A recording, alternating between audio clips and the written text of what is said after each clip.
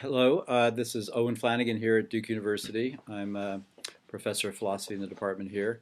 And my colleague Alex Rosenberg and I will be talking today, I think, primarily about varieties of naturalism, what the commitments or implications of having an overall naturalistic worldview are on, on pretty much many of the main philosophical questions. Alex and I are both interested in questions about meaning and purpose and the nature of consciousness and so on.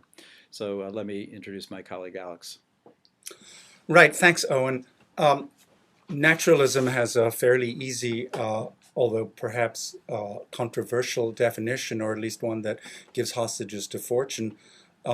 It's the thesis that natural sciences uh, are our best guide to what exists in the world, and also that its methods are the best ways of acquiring more knowledge about what exists in the world. And naturalism is, of course, motivated by the desire to reconcile to the fullest extent possible the scientific worldview and, if not the common sense worldview, at any rate, what on philosophical reflection is of the greatest importance and meaning in human life, human existence, and human values. So the naturalist program is a very constructive one, one which tries to make the humanities and humanistic scholarship and human understanding safe in a world of science, in a world whose best description is given by the natural sciences. The dispute between the Geisteswissenschaft and the Naturwissenschaft, the natural sciences and the human sciences, the spirit sciences in the German, goes back, of course, to the 19th century, and it's a dispute which naturalism has sought to find a modus vivendi between the polar sides of. That is, to find a way of reconciling these two views so that we don't have to choose. Owen, did you want to Yeah, add to that? yeah. Well, good. Well, I don't think I need to add to it so much, Alex, as to point out a couple things, because I think what the listeners will get today is that you and I, despite being thinking of ourselves as mad dog naturalists, actually disagree some about that exactly that point that you made about what Sellers calls the reconciliation between the scientific and the humanistic image, because or between common sense views and scientific views. So I think what's very exciting about your work and your newest book, which I do want to call the attention of the listeners to. It'll be out this week. I'm holding it up right now. The Atheist Guide to Reality, Thanks for the plug, Owen. enjoying life without illusions.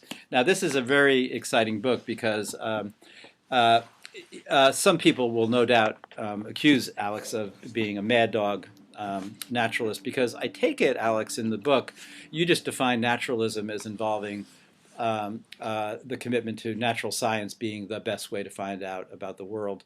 And in the book, and in lots of other work, it antedates the book, you do suggest that your commitment to such things as the idea that physics fixes all the facts at all the other levels, at the biological level, at the psychological level, and so on, has very, very significant implications for how we think about things. So, for example, one of the um, uh, uh, ways in which you might seem like you think that your kind of naturalism commits you to what some people call reductive physicalism is that actually you have a pretty imperialistic metaphysical view, which maybe could be summarized this way. Tell me if this is right.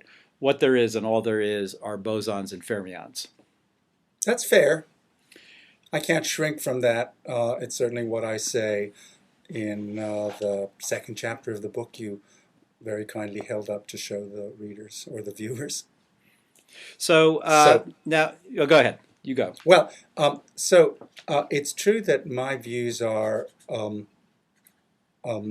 mad dog is the word you used. I think most people would describe my views as scientism, using that as a term of abuse, um, because I hold that the natural sciences, understood as physics, biology, chemistry, the parts of neuroscience that have so far been developed, the empirical approach to human behavior generally, do provide the framework within which we need to understand and respond to all of the other problems on the agenda of philosophy, and on the agenda of people trying to understand ourselves and our place in the universe.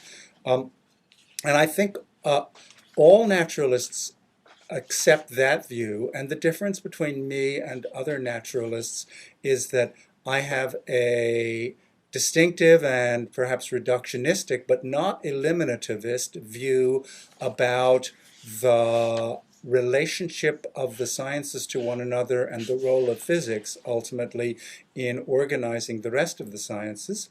Um, and I think that the naturalist is committed by their philosophical, epistemological, and metaphysical naturalism to such a view, to a view that gives the natural sciences, and particularly the hard sciences and the more well-established sciences, the right and the obligation to rule on the range of facts which we can recognize and on the permissible explanations of those facts. Let me, before turning it back to you, say it's important for someone like me, and I take the word scientism away from my critics and use it as a badge of honor the way gay or queer has been taken on by other marginalized groups as a badge to express their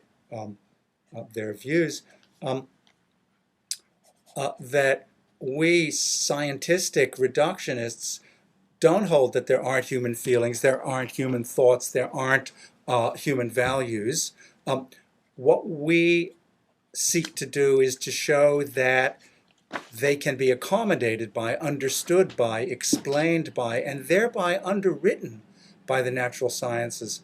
And in doing so, we are advancing, I think, the interests of the humanist, because in the long run, if the approach to understanding that's characteristic of the human sciences and the humanities cannot be reconciled with the natural sciences, then that's going to jeopardize their epistemic standing and their role in our understanding of ourselves. Because in the long run, it's very clear that the sciences' successes and the progress of the sciences has established that they have the highest level of credibility in our approach to reality, and anything else is going to have to be rendered compatible with, consistent with, and ultimately explainable by those approaches. Good. Okay. Well, one thing I love about your naturalism, and I think it's very nice the way you just explained how you are willing to take the moniker scientistic, as you put it, in the same way that people have taken on other monikers that seem disparaging, and to use it in a positive way. And there's something really refreshing about your commitment, as you say, to you put it different ways, and even the way you just spoke. Sometimes it's taking our best, the forms of human inquiry that have produced the most in terms of justified true beliefs, and it's a kind of a strong Quineanism, isn't it? Thinking of the best. I mean, so let's try to place your kind of view in terms of. I've always thought I love both the Quinean idea that the best philosophy is continuous with science. Depending on how you understand continuous, that's fairly weak, right? I mean, one might just say, well, as you just were putting it a few minutes ago, yes, it's not consistency isn't enough. Isn't enough, right? So you're stronger than Aquinas because but you did just say, I think a few minutes ago, you want whatever else you say to be consistent and coherent. There's a Salerzian idea, right, that the aim of the philosopher is to figure out how things conceived in the widest possible sense hang together in the widest possible sense. Right, and I have a rather stringent Quinean sense of hanging together. What does it mean to hang together? For bodies of knowledge to hang together, it's not merely enough that they're logically compatible with one another. Right. There's got to be a certain kind of coherence, a certain kind of consilience, to use the words of a non-philosopher, E.O. Wilson, who has a certain similarity in his views to mine about this. So I think that we have an obligation as naturalists to do more than simply allow for the compatibility of these two broad areas of human intellectual endeavor. We've got to show how they link up to one another, how they are coherent with one another. And I think, of course, that, and here I want to advertise your book, that in The Bodhisattva's Brain, which I'm now holding up in front of the camera to show the reader, a book that Owen has just produced, you make an effort to do that very thing. That is, you want to try to show us how findings and results in neuroscience aren't merely consistent with, but vindicate approaches to human understanding that are fairly characterized as introspective and that owe their origin to the thought and the meditation and the practices of a religion, of Buddhism. And to the degree that Buddhism is a surrogate for other non-scientific approaches to knowledge and approaches to what there is in the world, you've got a strong commitment to this same program that I think we naturalists have to pursue. Right. Well, thank you. So let's, I want to come back actually to Buddhism because I think it's an interesting metaphysics, but for people who have naturalistic orientation. But I did want to ask you something about, you have a nice paper that you did a long time ago. I think it's called The Field Guide to Naturalism. And I have a paper called Varieties of Naturalism. And, I think certainly when I wrote my paper, that I used to like giving around because it was kind of, you could spend a lot of time. It was like the Paul Simon song, 50 Ways to Leave Your Lover. There really are so many different varieties, kinds of naturalisms that the word, and this is, I think, an advantage of you committing yourself to a very particular kind of naturalism. But I wanted to ask you a specific question about the thing I brought up about bosons and fermions. So, and how you would make the argument for this. So here's a question about ontology. And through your book, someone might say, oh, this Rosenberg, he's kind of a party pooper, but he's a really nice, positive party pooper because read one way, what you think, using the E.O. Wilson idea of consilience, it seems to be because you believe, well, you believe in it's sensible, that the physical facts fix the other facts. There sometimes is a strain, or maybe it's something you consciously do, of that your basic ontology is only the ontology of what physics admits. That I'm really committed to eliminativism. Yeah, right. And so there it would seem, if they're really only bosons and fermions, then at the end of the day, the tables and chairs, of course, are made of bosons and fermions, and the trees and so on are made of bosons and fermions, and the people are made of bosons and fermions, and the nation states are made of bosons and fermions. And then it would seem, sometimes you speak this way, so I want to ask you to clarify, are there actually the things, the constituents of the universe, do they remain the same on your view? Do you think? You mean to say, are the inhabitants of other ontologies still there, accorded a place? Yes. Well, I want to know. Absolutely. Okay. Insofar as reductionism isn't eliminativism, it acknowledges a full range of other kinds of entities in the universe. But it insists that the nature of these entities, the way they behave, what they're composed of, the causes and effects into which they enter, must all ultimately be explainable by science, and the basement level explanations are to be found in physics. Does that mean that, A, we have these explanations? No. Does it mean that we'll get them anytime in the future? Not in the foreseeable future. Does it even mean that we need to provide ourselves with these explanations in order to give a cogent understanding of the nature of reality? In many cases, no. Schematic explanations are good enough for most purposes. But what it does mean is that those features of these other ontologies that are incompatible with the things in these domains being purely physical objects, those features are ones that naturalism is obliged to explain away.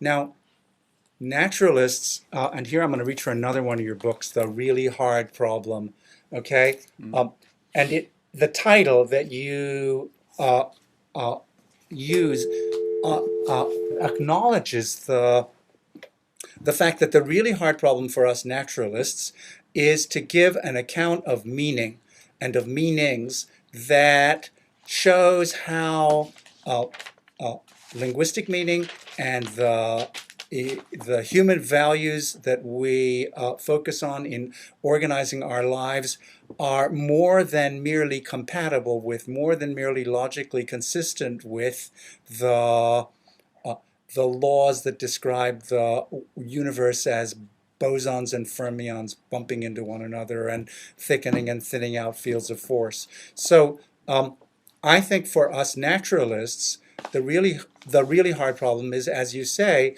to explain intentionality, representation in human thought, in cognition, and then to go on to explain the nature of human values, the forces that drive human behavior, the purposes and meanings that we attach to our lives, and then go on, if possible, to explain the naturalistic basis of the even wider issues of meaning and transcendence that in the Bodhisattva's brain and in the really hard problem you recognize we need to account for. Because if we can't account for them, then I think you and I will agree it will be those factors that are going to suffer eclipse in the fundamental philosophical understanding of the nature of reality.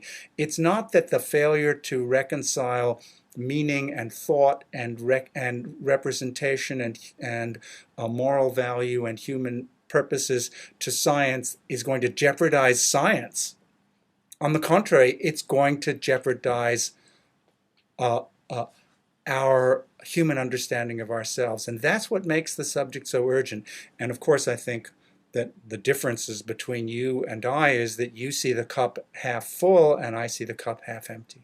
Yeah, I think that's a fair way to put it. So let's actually, maybe it'll be fun for the listeners for us to go through.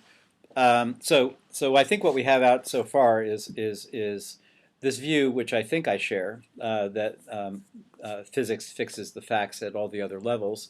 And I also agree with you about the emphasis you put on the second law of thermodynamics. It seems obvious that future physics is not going to mess with that. At least it seems, you seem absolutely 100% confident. Of course, this is the week that we are getting reports about neutrinos going faster than the speed of light. So I'll sort of take a Quinean fallibilist view there, but it sure seems firm. Now, so maybe what we could talk about is there are some, so the boson and fermion story doesn't commit one to denying the existence of tables and chairs and people Absolutely and not. nation states or anything like that. So as you say, I was just trying to draw that out. It's not a limitivist in that sense. It is a limitivist as you see it, and I think I do too, in the sense of you have this wonderful opening in your book. You ask questions. You say, is there a God? No. What is the nature of reality? What physics says it is? What is the purpose of the universe? There is none. What is the meaning of life? Ditto. Why am I here? Just dumb luck. Does prayer work? Of course not. Is there a soul? Is it immortal? Are you kidding? Is there free will? Not a chance. What happens when we die? Everything pretty much goes on as before except us. What is the difference between right and wrong, good and bad? There is no moral difference between them. Why should I be moral? Because it makes you feel better than being immoral. Is abortion, euthanasia, suicide, paying taxes, foreign aid, or anything else you don't like forbidden, permissible, or sometimes obligatory? Anything goes. What is love and how can I find it? Love is the solution to a strategic interaction problem. Don't look for it. It will find you when you need it. Does history have any meaning or purpose? It is full of sound and fury, but signifies nothing. Does the human past have any lessons for our future? Fewer and fewer, if it ever had any to begin with. Now, that last one, of course, is something I want to get to later, your idea that history is bunk. Now, that's a wonderful just opening to your book, and of course, and it's meant to be provocative. It's meant to be provocative. It's meant to force you to read the rest of the book to find out why he holds these outrageous Those views. are the short answers, but I think what's going on here, and I think that you're right that all naturalists have to be committed to something like either. So let's go back to the nice point that you started with. So there is this idea that we want Geisteswissenschaften and Naturwissenschaften to be, if we can make them, consistent. And it's the Naturwissenschaften which are going to drive the basic commitments of the Geisteswissenschaften, just because they're in much better shape. They seem to have some laws around which are in outstanding shape and unlikely to be revised. And so that will commit us to things like physicalism about persons, some kind of standard objections to libertarianism about free will, objections to posits of God. So we're going to be a limitivist. And we're also going to they're going to commit us to giving a fully physicalistic account of the mind. Exactly. Right. So right, and that was the beginning of physicalism about persons and their minds. Exactly. So I think we're on board there now. I think one thing that you and I disagree about, and it maybe has to do with the half full, half empty idea, is this. Max Weber famously said that the rise of science, or what we maybe now following Sellers can call the scientific image of persons in our world, would lead or was leading to a certain kind of disenchantment because of the fact that these traditional concepts, and of course I don't want to talk about theism, I think you're just right in suggesting that's pretty much off the table. Why would serious people want to discuss that, except that it's an important social problem. It's a problem in our socio-political worlds, but it's not a philosophical problem. There's just no reasons to believe that, and therefore, like you nicely do in the book, you just say, here's what, if you are an atheist already, and it's rational to be that, I'm not going to fuss over that, here's what else you should be committed to if you're a naturalist. But the questions are these. I kind of believe something like this, Alex, that the ordinary person's concepts of purpose, meaning, the nature of consciousness, intentionality, how much Santayana is right about catching on to history or repeating its mistakes, what our political and moral values should be, are not as fixed in a kind of antecedently hocus pocus view of the world as would make one have to be a limitivist about those latter concepts, the ones about God, meaning, purpose, morality. So can we, maybe a way to show this would be something like this, that you seem to think, because your two starting points are the second law of thermodynamics, or physics in general, and natural selection. And natural selection. And you think, and I agree with you, that Darwin gets rid of teleology or purpose in the universe. You then think that has some implications about whether or not there's any meaning or purpose in a human life in terms of how I take it there's some claim about how most people think about meaning and purpose. Could you just say more about that? So I think actually you're hitting on both of what I think about meaning in its strictly linguistic and cognitive science domain, and meaning in the sense in which we talk about the meaning of human lives. So let's go back to a fundamental point in naturalism. Naturalists, almost all naturalists, and this is why I'm sometimes doubtful that I may not really be a naturalist, and that scientism is a position to the left, so to speak, of naturalism. Almost all naturalists hold that what Darwin did was naturalize purpose, make purpose safe for science. That's what I think. Lots of these philosophers, both the philosophers of biology, stricto sensu, and philosophers who have taken on board biology, whether it's Dan Dennett or Fred Dretske, or of course Ruth Millikan and Karen Neander, and all those others who have pursued a biological approach to the mind and cognition, language and meaning, have held that what Darwin did was show that purpose was a purely causal process, that we could understand purposes in ways that reconciled, that absorbed the notion into the causal nexus of the physical sciences. Now, I don't think that's true. I think that, in fact, what Darwin did, as Huxley recognized very early in the development of the theory, was to banish purpose, to show that what looks like purpose is actually a simulacrum, is actually faked by physics, as I said, that the appearance of purpose is belied by a reality of a purely causal process of blind variation and natural selection.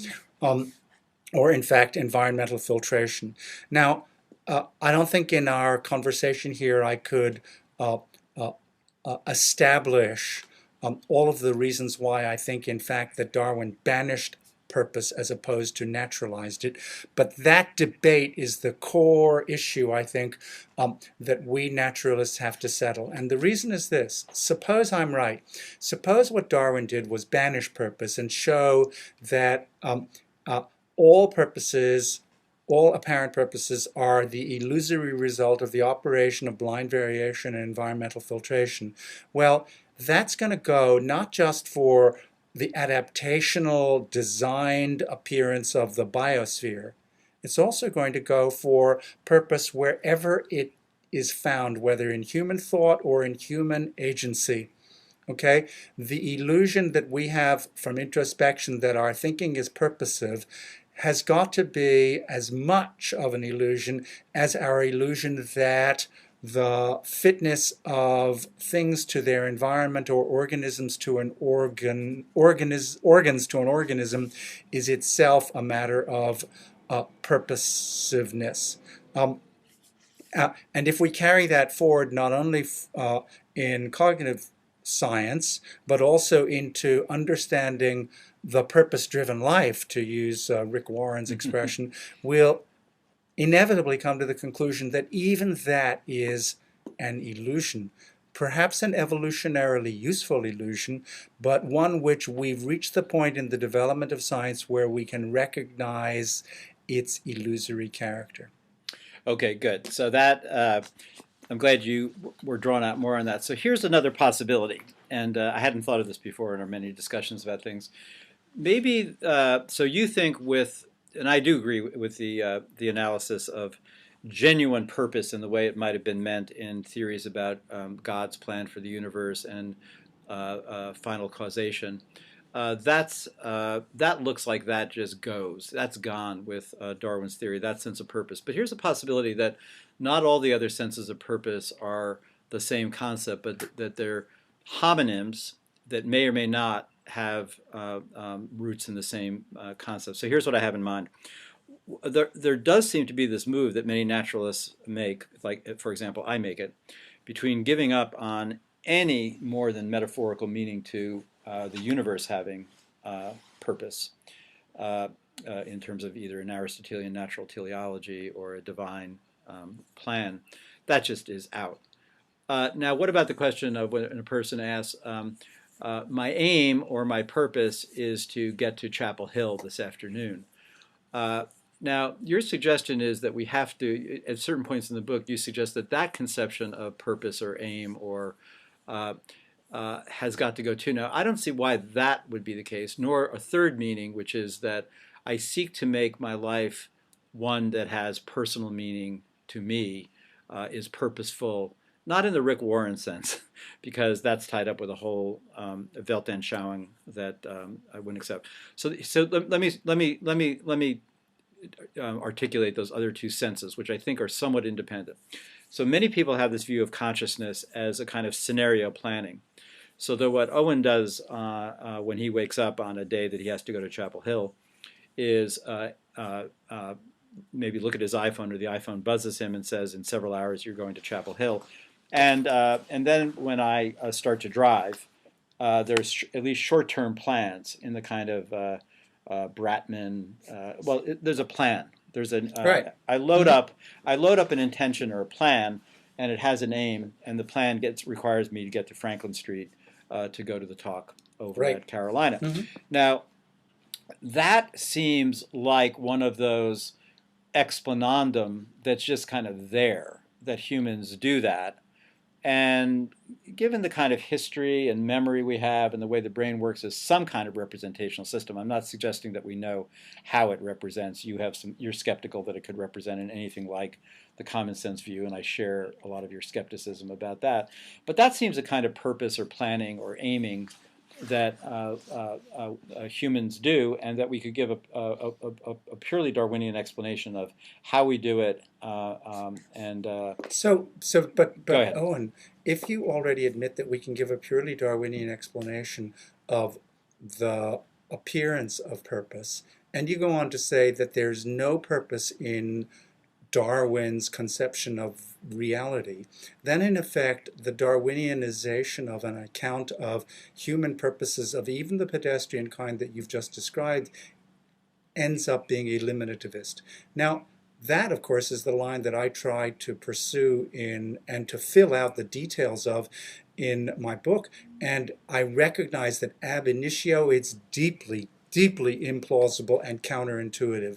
And so probably the hardest part of my book is devoted to explaining why it is that when we think about what we're going to do today and engage in a process that consciously looks like planning and purposive action is entirely illusory.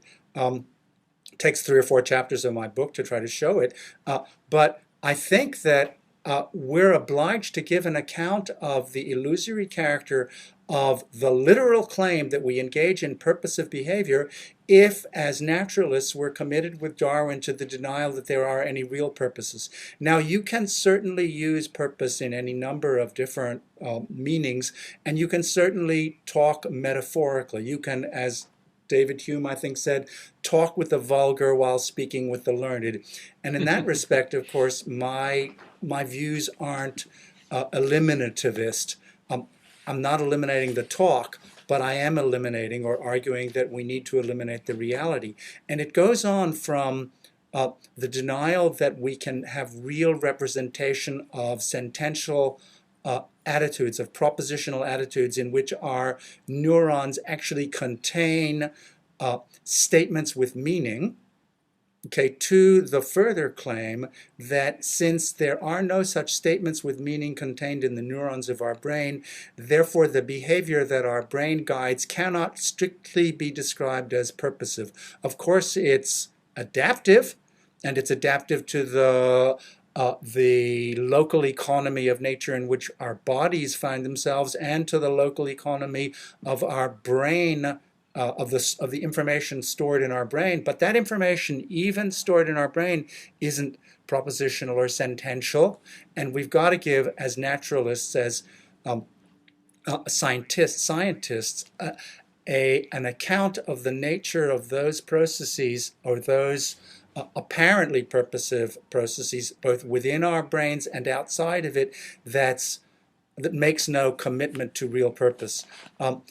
And I think the typical naturalist move of saying, well, what goes on in the brain is different from what goes on in the person, and that therefore we can talk about purposiveness at the level of the person while eschewing it at the level of the brain is a cop-out, because more than consistency, compatibility is required between the person level theory and the brain level theory. There's got to be a relationship of causal explanation.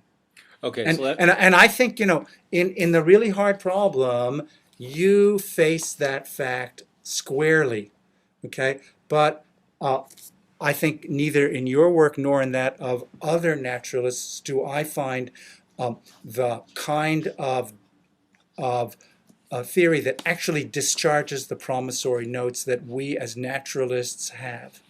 okay, good. So, and I remember well when you and Tamler Summers first wrote that nice paper on nice nihilism. One of the motivations in it was reading the late chapters of Dan Dennett's book, Darwin's Dangerous Idea, where you just thought that he kind of lost the thread of what I'll just for now call logical consistency of taking the principle of natural selection as the acid which eats through everything. Let me go back, though. This is related to what I just said, but So the way you just put it, I think one disagreement we may have is this. It's one early part in the new book, The Atheist's Guide to Reality. You do say, this has to do with your opening remarks about the whether or not the scientific image disenchants, undermines, eliminates, and to what extent? To an extent that it is destabilizing. You remember that Nietzsche says, of course, with respect to coming to understand the death of God, that European culture, anyway, he thinks will go through a nihilistic stage because people are so used to the old story that they'll lose their bearings. And when Weber worries about disenchantment, I take it that there's something like the same idea. Same thing, exactly. The same kind of thing, that given the antecedent way of conceiving of things, there'll be this radical undermining. I think that's true to a certain extent, and I think one gets that. You and I both know, as an atheist, we always get charged with those two problems that you talk about, and I've talked about. Why get up in the morning? Why get up in the morning is, I always put that as number two. I mean, the first one is what I call the girlfriend and money problem. Why should I trust you with my girl in the same building with my girlfriend or with my money? Because you have no reason to be moral. And the second one is the why get up in the morning? Is there, or as I put it, is there anything upbeat and truthful to say? And the third problem is how. The third problem is, and how can we condemn Hitler, Pol Pot, Stalin? Exactly right. Osama And I bin want to Laden? I do want to make sure we get to that, because you have very interesting views about moral discourse, and even though you're a nice nihilist, about how we do maybe correct each other on factual grounds. But before I get there, I think that one difference between the two of us is this.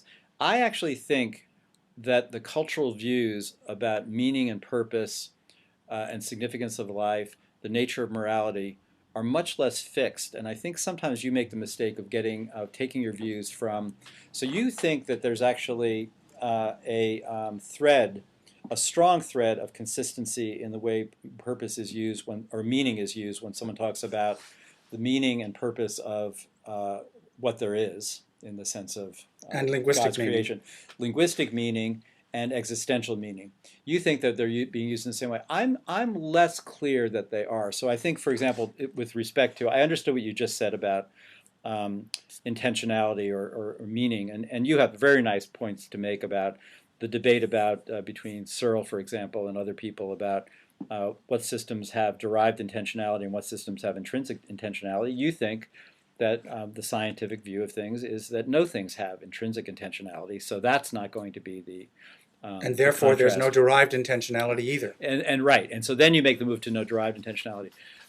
With respect to existential meaning, I do think although many people, many traditions tie in the meaning and purpose of the universe and God's creation, this is where the atheism and theism come in, and tie that into the meaning of their personal life, because of course there's an eschatology or a soteriology which says you will be judged at the end of it all, at the end of this life.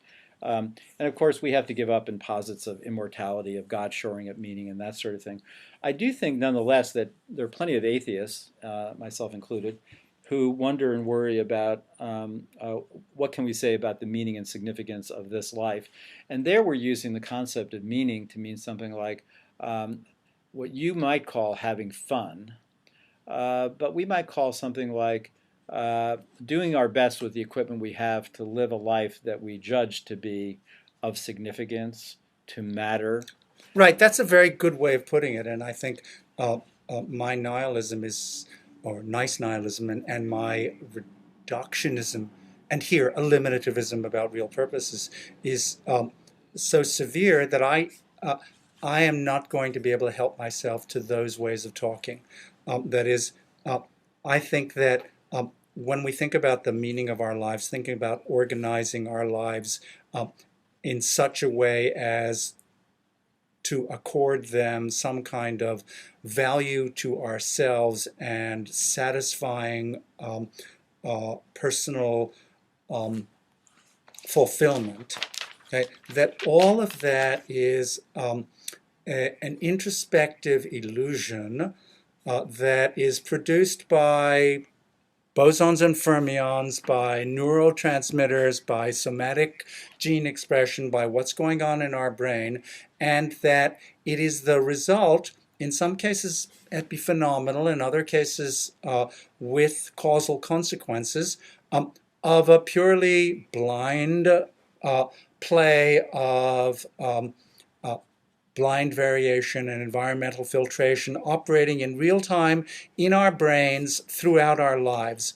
And that we tend to retrospectively, in our consciousnesses, um, move around the tokens, the markers, to which we, in an illusory way, attach or think we can attach meaning, organize, rearrange, move around these markers in ways that look like we're talking about these um, overwhelmingly important issues of human life and meaning, the issues that traditionally philosophers have concerned themselves with certainly since Plato in the West and among the Eastern philosophers that you've spent so much time thinking about, both more recently in the Bodhisattva's brain and before that. But ultimately, I'm going to have to say it's all an illusion.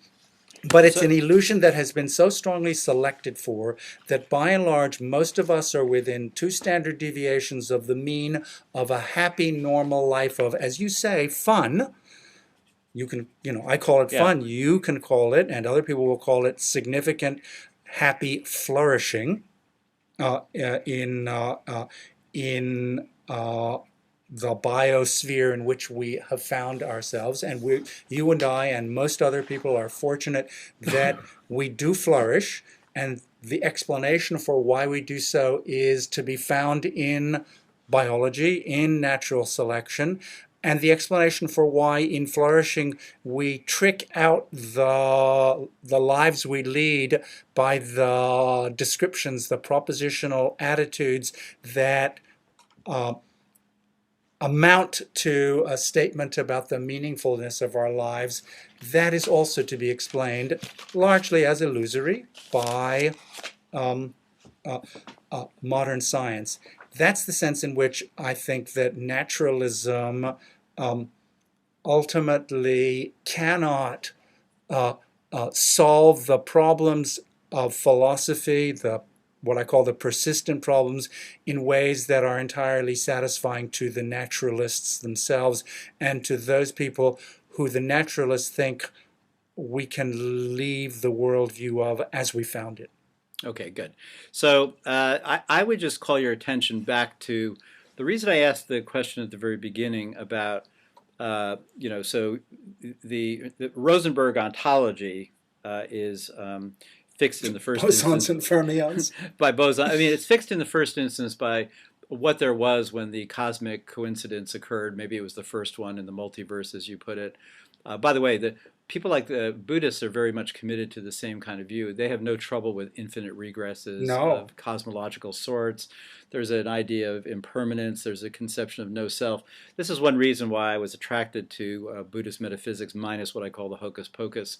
If But only Buddhism were a religion. yeah, weren't exactly, and I tried to get rid of that part. But what I wanted to say is that sometimes you, I wonder about this tendency in your thinking. So the reason I asked about tables and chairs and people is, of course, you want them to be part of your ontology, but I wonder, and you want them to be part of your ontology because they are local equilibria that the universe reaches, such that there appear these transient objects from time to time that we appropriately identify what Dan Dennett would call the real patterns. That paper makes you nervous, as I recall. I've never understood that Right, paper. but you see, I But think it's the local same. equilibria is a very good name, a very good way of thinking about the furniture of the earth, or the Exactly, I furniture do of the know that. universe. Right, and you don't want the fact that they have their causal history involving in a serendipitous, Big Bang 14 billion years ago to reduce the fact that they exist for the time that they come to exist. So you and I get 4 score plus hopefully 20 or 30 now, so we can stay as professors at this wonderful university. But so you accept that, and so I think that sometimes your eliminativism. So let's go back to something, and because I want to get us to your views about morals and politics and my views Yes. too Hmm. before we finish up. But before I say that, I think so. Sometimes you might want to say something like this about the search for meaning and morality. My view is something like this: that the best way to live a life, as I see it, would be to live at the what I call Platonic hedonism. So the hedonism is supposed to capture that. So it's live at the intersection of where what's true, what's good, and what's beautiful come together, and it'll be a good ride. Right, Now, and I call this Epicurean detachment. okay. Now, my attitude about that is that that seems, all things considered, to be a good way to live. And I totally accept that the reasons I have for believing that have to do with all the causal features of the world as you describe them. There's nothing, Right. nonetheless, this is, Hmm. I think, something which over world historical time, the evidence is converging for if you got to give it a shot. I mean, you've got your time here. This is generally a good way to do things. And of course, we're both committed to the true part. When I talk to psychologists about these views, they say, why do you philosophers care so much about what's true? It makes people unhappy, so shut up. But, but you have the same spirit in your book. Now, that seems to me to allow me to make this sort of move about both ethics and about meaning, is to say, the principles of morality and the principles of meaning in life, as I, as a naturalist, conceive of them, Are are unified. well, they're unified and they're also hypothetical imperatives. So if Hmm. you say to me that either meaning or morals consists of hypothetical of categorical imperatives, I'm willing to go and say there is no such thing. There are no such things as categorical imperatives. I mean, there are linguistic objects which are categorical, but they're not.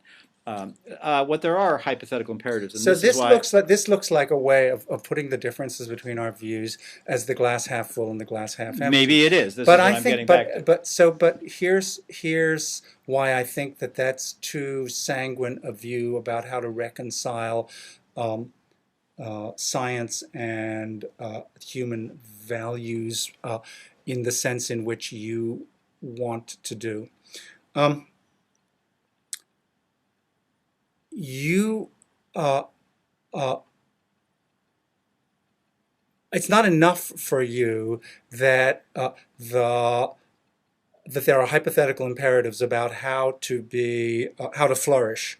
Um, there's the further claim that flourishing is intrinsically a good thing, uh, and that uh, we ought to not only flourish ourselves, but so arrange that part of the universe that we have any access to as to enable as many other people to flourish as possible. And while I have a similarly favorable attitude to those hypothetical imperatives, I'm not prepared to believe that science underwrites them as um, more correct, more well-grounded, righter than hypothetical imperatives of the sort that you and I would find repellent, psychopathological, and absolutely abhorrent. So I think that at the end of the day, you're committed to something stronger than a mere hypothetical imperative uh, as underwriting our ethics and the configuration of our lives that makes them worth living. And I am committed to the claim that that hypothetical imperative is all there is, and it won't produce anything more than um, a nice nihilism. That is, a denial that there really are, at the basement level, either any grounds or foundation for ethical value and for um, uh, certifying as meaningful human life. Okay, good. I actually think that we have to talk about that off the TV, but I think this is a really nice way we're going because I don't think I would want to commit myself to the intrinsic goodness of finding meaning or flourishing. And actually, I'm very, it's interesting. People like Derek Parfit, for example, in the old Derek Parfit, I haven't read the new book, I just read reviews of it. Derek Parfit said that he thought that his kind of view of persons as, which is very consistent with the kind of Darwinian view, and it's very consistent with the Buddhist view. In fact, Parfit says something to the effect that he thinks this view has a lot in common with Buddhism, and I've explored that. What I never find in either Parfit or in Buddhism is an explanation for why the doctrine of no self actually does lead to the endorsement of worrying about the flourishing of other people as opposed to just myself. So I see your point. In other words, I like a view which says something like, my own good is flourishing. I will find my good by living at the intersection of what's true and what's good and what's beautiful. And I care about the well-being of others. That does seem to be the way that I seem to be wired, and that makes me, according to your view, a nice nihilist. Or at least a nice. Well, it makes you nice. It makes me and nice. It makes me nice, and I add the nihilism when I have to do the meta-ethics. Right, exactly, and I get it. So we'd have to talk about that further. So let's go to, because I think maybe you have, your nice streak overextends at the end of the book. So if we talk about morals and politics, I'd just like to draw this out on you. I thought you have some really helpful things to say. Overall, I'd say you're so let's start with the morals part. On ethics, I guess you're a Gibbardian norm expressivist insofar as I get a view from you over the years. So you think there are these fact-norm pairs. The norms, the virtues, the general orientation is given partly by what you call the core morality system, which is pretty universal. Right. And then there are, of course, local things that happen. Some of those are the temperamental ranges that give us Mother Teresa's at one end and Jeffrey Dahmer's at the other. Some of them are local ecological features of different world value systems, which goes along nicely with what I talked about in an earlier book about ethics. Yes, so that fundamentally moral disagreement is a matter of disagreement about factual matters. Yeah, so, well, given that there's also disagreements about the background cultural institutions and things like that. But right, so you have a nice thing. So let me just read. So you have a couple of nice things to say. You say, well, and this is what your hope is. But this relates to your worries about repugnant psychopaths and Nazis. Yes. You say, so usually and you even say that you think that Nazis were harnessing the same core morality to vastly different factual beliefs about human beings. And then you give this nice example, if you don't mind my reading. You say, abortion, pro and con, provides a good example of the role scientism plays in our moral disputes. Some people think that abortion is impermissible because the fetus already has an immortal soul. It will be easy for scientism to refute this argument. No soul, immortal or otherwise, so no argument against abortion here. Some people think that abortion is permissible because the mother has a natural right, not just a legal right, to make final decisions about her own body. This argument, too, is one that scientism cannot take seriously. There are no natural rights. Rights one has just by virtue of being human. And then you go on, give the sort of a Bentham, well, not a Bentham. I think you're just right about that there are just, the idea that there are natural rights, despite the fact that the whole world seems to be moving towards these conventional distinctions, and some people are arguing, I was just in Ecuador yeah, actually, and let's remember, let's remember here that I am pro-choice. No, I do know this. But I thought it was very nice the way you see. So many of us are inclined to argue that the concept of rights as inalienable, intrinsic, immutable just doesn't make sense given a scientific view of the world, or a scientistic view of the world, as you would put it.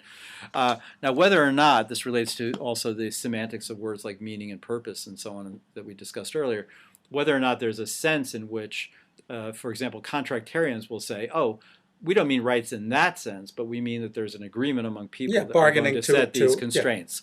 Yeah, and you're not denying that. It's just this other. So there's a hopefulness here about how science can resolve certain issues, and then you carry that over to politics. So I want to push you on this because you are. So you have an interesting way of putting it late in the book. You say, scientism is nihilistic, but we are not. And that's something you've been saying throughout the book. He says, but when you combine our core morality, this is the with science, you get a certain set of political results. You say this, you get some serious consequences, especially for politics. In particular, you get a fairly left-wing agenda. Right. Let's talk about that. Because it's a wonderful argument, and I find it attractive. I'm not sure if science gives it to you for reasons that have to do with my issues about what Parfit says about a no-self view gives you more reason to be a nice person. But explain that to the viewers. Well, the chief feature of scientism that's relevant to politics, of course, is its denial of free will, its assertion of determinism. And this I put to use in a section of the last chapter called Science Deconstructs the D-meritocracy with parentheses around the D, so we're talking both about the meritocracy and the demeritocracy. So the meritocracy case is probably the more interesting and novel one. We all recognize that if you're a determinist, I mean, everybody since Clarence Darrow has recognized that if you're a determinist, you're going to be soft on crime. That is, you're going to hold that crime is an illness or the result of illness, and that it needs to be treated as opposed to punished. It's perfectly all right to incarcerate to protect society. It's morally required by our core morality to engage in rehabilitation.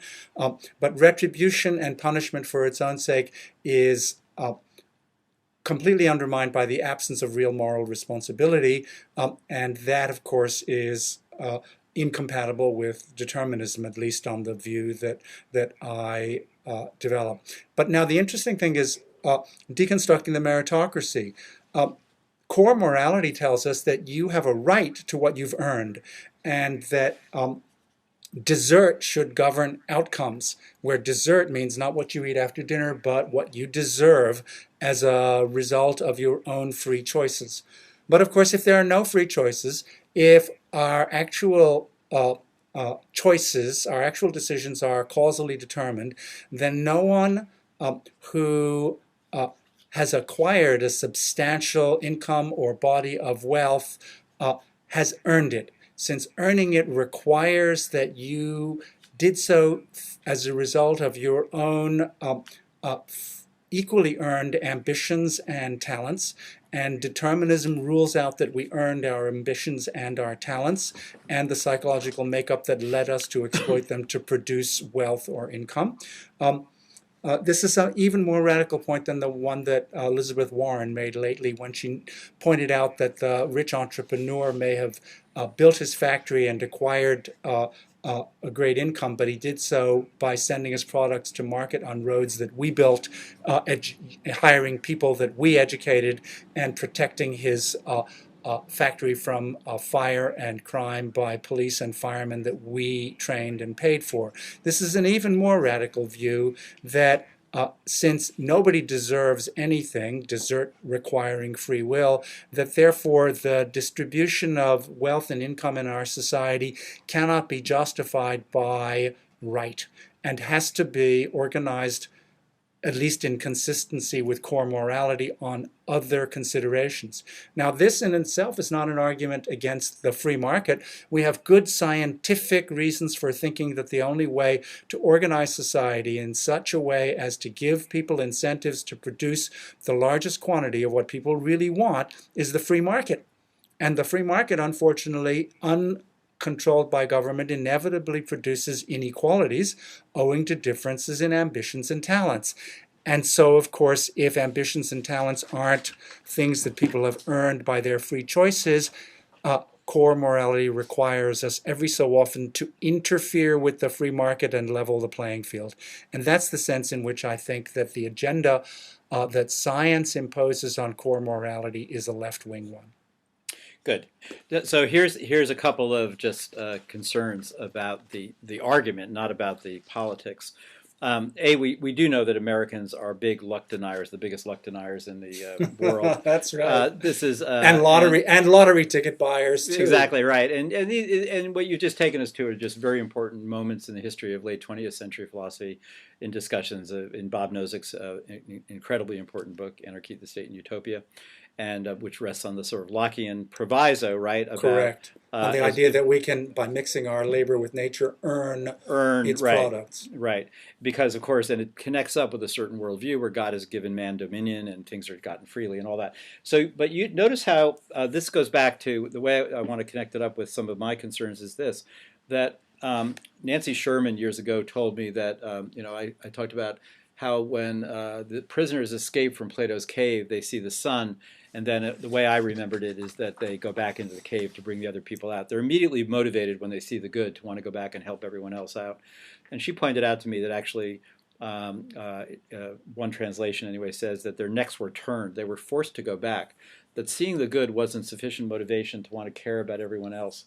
This is my same concern I have with both Parfit and Buddhism, that just because you see that you're an ephemeral transitory object, you've got this, it's a completely serendipitous fact that you came to be anything at all. And when you're gone forever, like forever. And your effects, of course, don't last too long either. What is the motivation for that, recognizing that, and then wanting to do the widest possible good? And I have the same concern about the way you talked about core morality. There is a sense in which core morality, not maybe biologically given, we don't have any way of doing this experiment, but a combination of biologically and socially given, says something like, as you put it, core morality says you have a right to what you earn. Maybe, or maybe that's just what we in capitalistic America, I'll just take America, believe. What if core morality just says something like this? You have a right to the stuff that I and my loved ones want. You see, now that's a much weaker view. So as soon as you find out that no one deserves anything, this would be the kind of the 21st century mimic of the disenchantment and nihilism worries from Nietzsche and Weber, is that if people do understand that no one deserves anything, then what is the motivation to not revert to a world of each against each, dog eat Right, dog, and the so on? state of nature. Well, I think on the one hand, I'm inclined to say there is no motivation. Um, uh, in the absence of these illusions, uh, uh, the the prospect that you identify is one against which we have no bulwark. On the other hand, we don't need one. That is, in the state of nature, the life of man is not nasty, brutish, and short. Um, it's largely the result of selection for cooperation, for altruism, for coordination, as a result of the fact that we found ourselves on the savannah 2 million years ago or so at the bottom of the food chain, and were selected for those cooperative uh, dispositions that moved us to the top of the food chain. And those dispositions continue to be in force in the early 21st century and will continue to be in force so long as the environment remains reasonably stable, to make most of us quite non-nihilistic in our fundamental dispositions. And even those of us who um, as scientists and as philosophers recognize that the truth of the matter uh, uh, is nihilistic, will be unable to force ourselves to act, even if we wanted to, in some abstract sense, in ways that would take advantage of the illusory character of our social commitments to niceness. We don't have to worry about committing suicide because life has no meaning. We don't have to worry about controlling our instincts to cut corners and be free riders, because those instincts, the emotions that they have harnessed to drive our behavior, are overwhelmingly powerful. So powerful that the the take-home message of scientism is we don't have to worry about the truth because the truth will not free us from the illusions that make life at least feasible in contemporary society. That's why I end, the subtitle of my book is Enjoying Life Without Illusions.